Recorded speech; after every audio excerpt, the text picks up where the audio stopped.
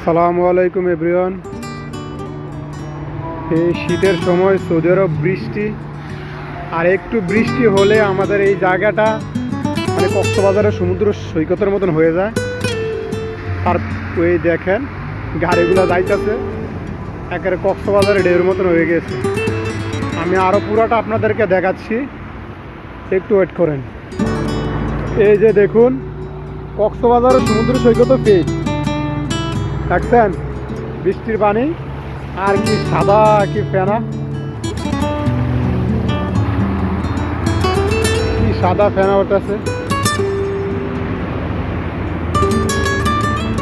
একটু একটু ঘুরি ঘুরি বৃষ্টি পড়তেছে, শীতকালের বৃষ্টি।